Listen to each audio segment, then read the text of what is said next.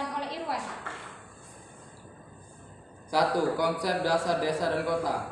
Desa dan kota adalah dua wilayah dengan kondisi yang berbeda. A. Bintato memberikan batasan pengertian desa sebagai suatu hasil panduan antara kegiatan sekelompok manusia dengan lingkungannya. B. VC fix desa merupakan suatu tempat tinggal dan bukan merupakan pusat perdagangan. C. Paul Haladis memberikan definisi desa sebagai berikut. 1. Untuk pengertian statik dengan desa adalah tempat tinggal penduduk dengan jumlah kurang dari 2.500 orang. Untuk kajian psikologi sosial, desa adalah daerah-daerah yang penduduknya ditandai dengan derajat keakraban atau intimitas yang tinggi. 3. Untuk kajian ekonomi, desa merupakan daerah dengan aktivitas ekonomi mayoritas agraris. Dari beberapa definisi tersebut dapat disimpulkan bahwa yang dimaksud dengan desa adalah suatu daerah yang tempat tinggal penduduknya jauh dari kota. Adanya homogenitas pada penduduk desa baik dalam hal mata pencarian yaitu mayoritas agraris, nilai kebudayaan mampu tingkah laku, hubungan penduduk yang akrab. 2. Pengertian kota. Bintarto menyebutkan bahwa kota dapat diartikan sebagai suatu sistem jaringan kehidupan manusia yang ditandai dengan kepadatan penduduk yang tinggi dan diwarnai dengan strata sosial ekonomi yang heterogen dan coraknya yang materialistik.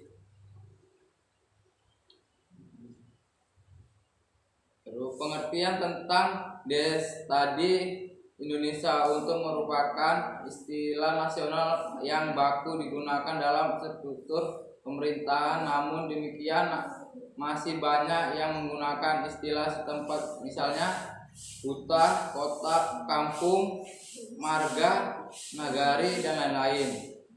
Dalam Undang-Undang Nomor 5 Tahun 1979, Undang-Undang Nomor 22 Tahun 1999 disebutkan bahwa desa merupakan masyarakat hukum yang mempunyai kewenangan untuk mengurus kepentingan masyarakat setempat berdasarkan asal-usul dan adat istiadat setempat yang diakui dalam sistem pemerintah nasional dan berada di daerah kabupaten. Sedangkan kelurahan adalah wilayah kerja lurah sebagai perangkat daerah, kabupaten, dan atau kota di bawah kecamatan. Istilah yang dipergunakan di desa pada saat ini adalah desa dengan kepala desa sebagai pemimpinnya. 2. Karakteristik desa dan kota. Untuk dapat memahami karakteristik desa, tidak dapat dipisahkan dengan karakteristik kota sebagai pembandingannya. Karakteristik desa adalah sesuatu yang melekat pada unsur-unsur desa yang merupakan ciri khusus yang membedakannya dengan daerah kota. Karakteristik desa dapat dipandang dari berbagai aspek kehidupan masyarakat serta dari aspek fisiknya. Ciri-cirinya: A. Perbandingan lahan dengan manusia. B. Lapangan kerja yang dominan adalah agraris. C. Hubungan kekerabatan kuat. D. Sifat-sifat masyarakat masih memegang teguh pada tradisi yang berlaku. E. Gotong royong. F. Hubungan antar warga akrab.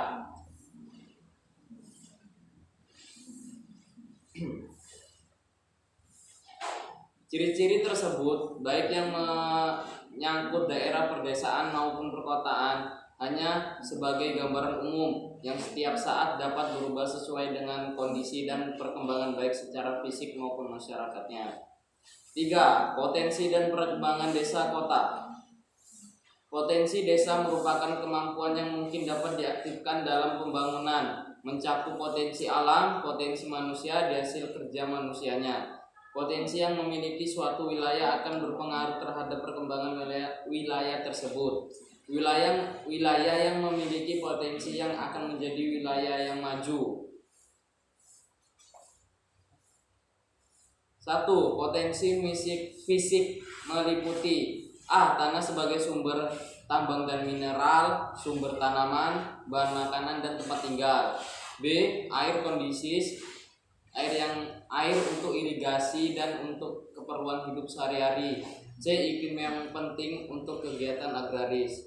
2. Potensi non-fisik meliputi A. Masyarakat desa yang hidup berdasarkan gotong royong. B. Lembaga-lembaga sosial, pendidikan, dan organisasi-organisasi sosial yang dapat membimbing memajukan masyarakat.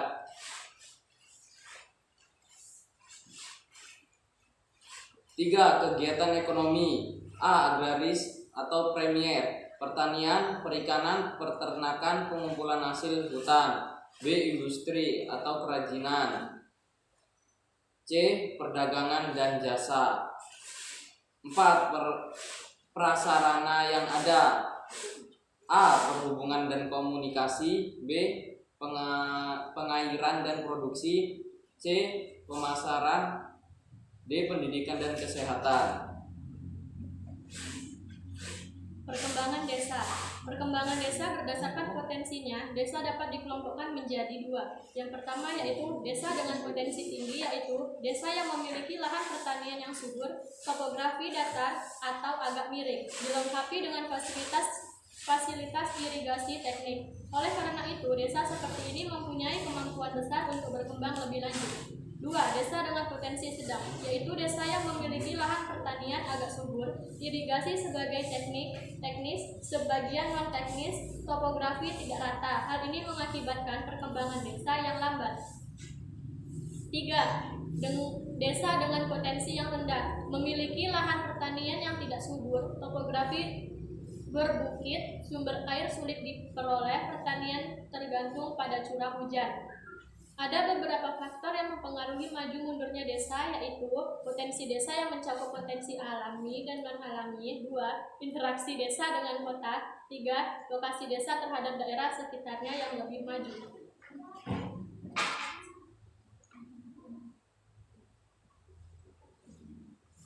Unsur-unsur desa. Yang pertama yaitu daerah.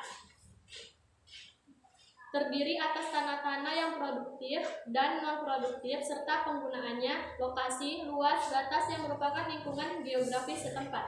2. Penduduk meliputi jumlah, pertumbuhan, kepadatan, persebaran, dan mata pencarian. 3. Tata kehidupan, meliputi organisasi pemerintahan, organisasi sosial, adat istiadat, dan seluk-beluk kemasyarakatan yang terkait dengan desa tersebut. Klarifikasi perkembangan desa. Yang pertama yaitu desa tradisional atau pradesa, yaitu tipe desa pada masyarakat asing yang seluruh kehidupannya tergantung pada alam sekitarnya. Contohnya yaitu desa pada suku Baduy. 2. Desa swadaya. Desa swadaya merupakan tipe desa dengan ciri-ciri penduduknya jarang, lembaga sosial yang ada masih sederhana, tingkat pendidikan masyarakat rendah, kegiatan penduduk dipengaruhi oleh keadaan alam, dan lain-lain. 3. Yaitu desa swakarya. Adalah desa yang sudah lebih berkembang maju dengan ciri-ciri adat istiadat mengalami pertumbuhan. 4. Desa swasembada. Memiliki ciri-ciri yaitu ikatan adat istiadat yang berkaitan dengan kegiatan ekonomi sudah tidak berpengaruh terhadap masyarakat. 2. Lokasi desa biasanya dekat dengan kota kecamatan, kota kabupaten, kota provinsi. 3. Mata pencarian penduduk beragam, perdagangan dan jasa sudah berkembang. 4. Gotong royong masyarakat tinggi. B. Struktur ruang desa. 1. Penggunaan lahan di perdesaan. Wilayah perdesaan menunjukkan bagian suatu negeri yang memperlihatkan penggunaan lahan yang luas sebagai ciri penentu, baik pada waktu sekarang maupun beberapa waktu yang lampau. 2. Pola permukiman desa. Pola persebaran dan pemusatan penduduk desa dapat dipengaruhi oleh keadaan tanah, tata air, topografi, dan ketersediaan sumber daya alam yang terdapat di desa yang bersangkutan. A. Pola terpusat. Bentuk permukiman terpusat merupakan bentuk permukiman yang mengelompokkan. Pola seperti ini banyak dijumpai di daerah yang memiliki tanah subur, daerah dengan relief sama. B. Pola tersebar atau terpencar merupakan rumah petani yang terpisah tetapi lengkap dengan fasilitas pertanian seperti gudang mesin pertanian, penggilingan, kandang ternak. C. Pola memanjang atau linear memiliki ciri pemukiman berupa deretan memanjang dari kiri kanan jalan atau sungai yang digunakan untuk jalan transportasi. C. D. Pola penggilingan pusat fasilitas tertentu. Bentuk permukiman ini seperti umumnya dapat ditemukan daerah dataran rendah yang di dalamnya adalah fasilitas-fasilitas umum yang dimanfaatkan penduduk setempat untuk memenuhi kebutuhan sehari-harinya. Itulah presentasi dari kami akhiri. Wassalamualaikum warahmatullahi wabarakatuh.